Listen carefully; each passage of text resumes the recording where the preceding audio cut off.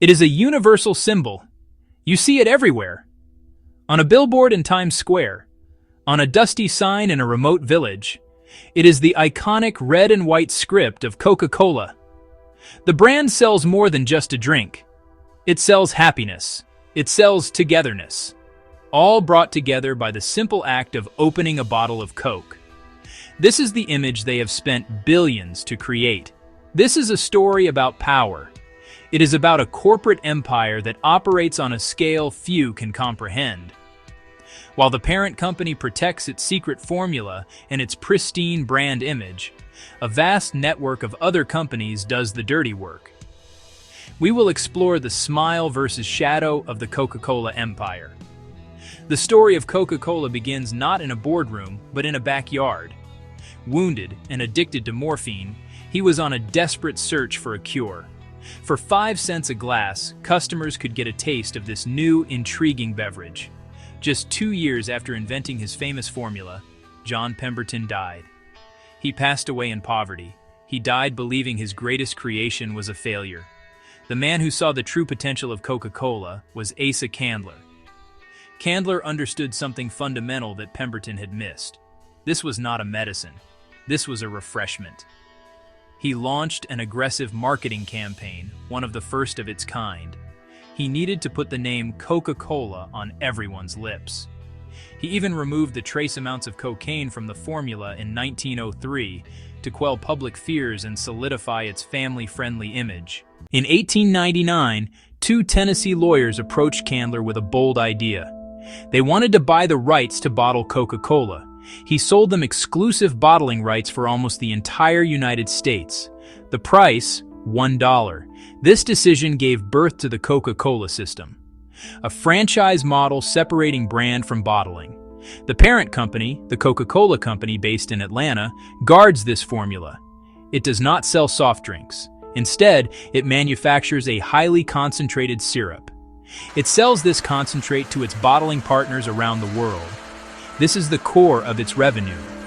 The bottlers own the expensive factories and sprawling vehicle fleets.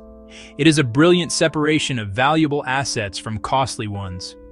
When a local community in India accuses a Coca-Cola plant of depleting its groundwater, who is truly responsible?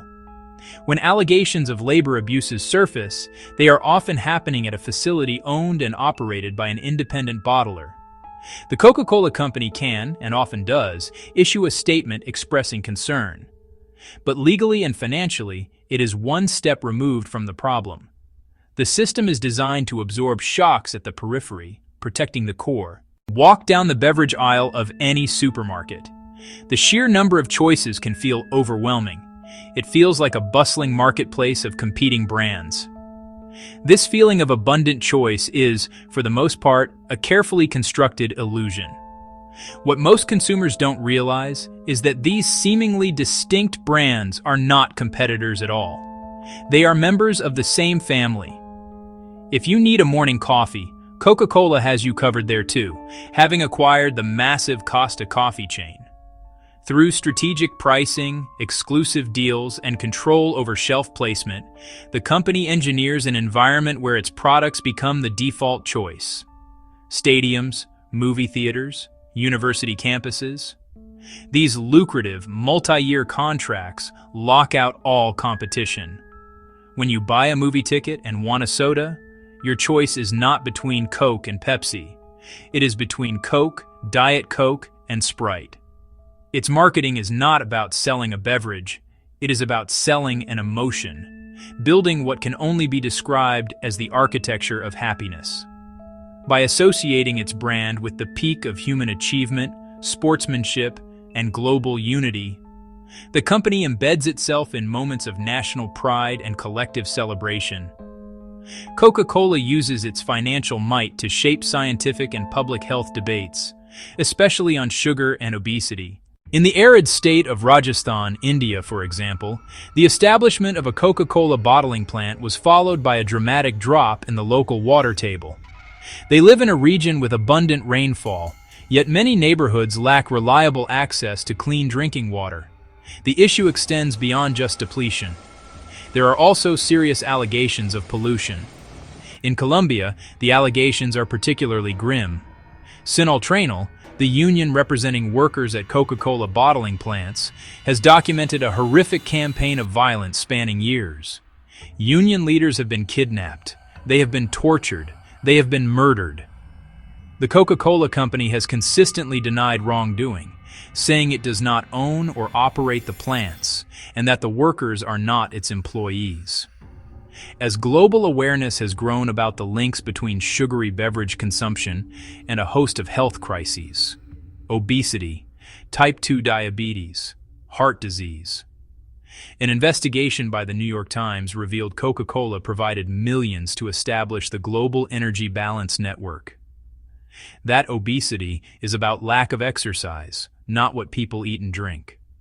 As sales of sugary sodas have declined in North America and Western Europe, Coca-Cola has intensified marketing in Asia, in Africa, and in Latin America.